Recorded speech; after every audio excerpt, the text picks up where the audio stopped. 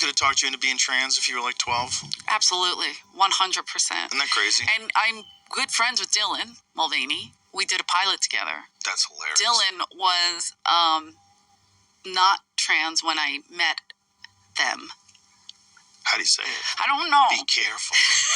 You're going to get in trouble. She knows I love her, so I can't say anything wrong. But so you knew her when she was a he. Right.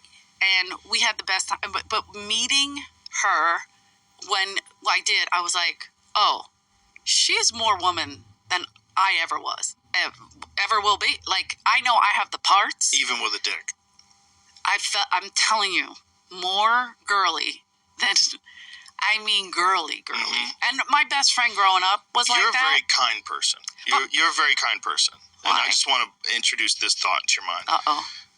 People are performative occasionally. Oh, absolutely. And sometimes when people want you to think of them in one way or another, they will behave that way. And people can keep that up for... I didn't know them from anybody. We just met. Right. So you're saying she was performing. Well, I think deciding that you're a woman, right, and then performing like a woman. Oh, I see. It is a thing that we can all do. I see what you're saying. If you met me, Eleanor, and you're like, oh my God, Joe Rogan is a woman. Like, thinks like a woman, behaves like a woman, has off this... He's all feminine. Woman energy, like so sweet, so amazing. It's performative. You're a biological man. Well, you don't think you could be... And there's a lot of social value in being trans today. There's a lot of... I agree with you on that. You get attention for having nothing interesting about you other than the fact that you're a boy who wants to be a girl. Right. That's it. And that is like a crazy low barrier to entry to be a part of a protected class and to be celebrated for people that will never be celebrated. But you don't believe people can be born and have like mixed up things? I do. Okay, good. I believe both things. I believe both things. Okay. I believe, yes. This is what we have to be wary about, because when you see these cluster cases, like particularly like young girls, we get like 10 girls that are on the spectrum and they all go trans in the school together. That's crazy. And you have to realize that people are motivated just like you were when you were a young girl and you were dressing like a boy and acting like a boy, and then you go, oh, I got to not do that anymore. Right. And then now boys like me. People are motivated by behaviors that get them positive reinforcement.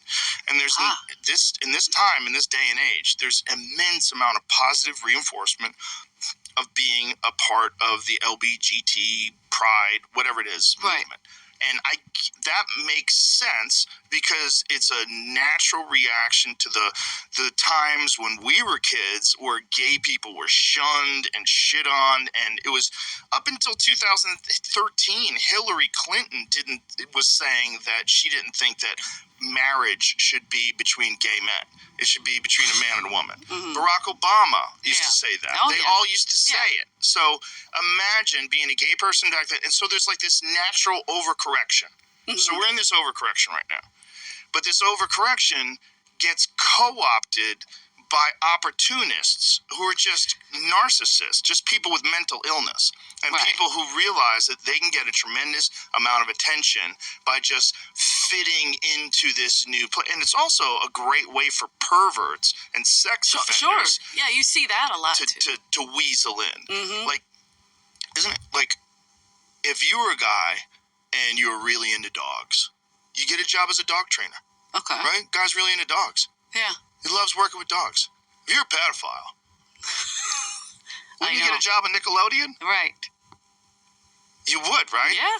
Well, isn't there like a scandal that's going on right now? Yeah, bad. What is the Nickelodeon scandal? The Dan guy. All right, so Joe Rogan just calling out Dylan Mulvaney, saying she's a narcissist, just seeking attention. I don't know that much about Dylan Mulvaney. All I know is the whole Bud Light scandal, which I could not care about. And I still drink Bud Light because I don't care either way. But kind of odd that he did call her out on the show. Basically, I guess Dylan Mulvaney is like a trans person, but I don't think got any operation. So Joe basically just saying that she's a fraud and she's doing it, just for to get the positive feedback and attention. Although I've seen pictures of the Dylan Mulvaney broad and kind of look like a chick. I mean, I have no idea. I don't know. The whole thing is just odd and weird to me, that whole thing and setup. But I mean, the crazy thing is also is that his guest is even like trying to defend Dylan Mulvaney, being like, "Oh no, I think she's more really like a girl and everything." And Joe's just like, "No, no, no, no, no." Joe wasn't having it.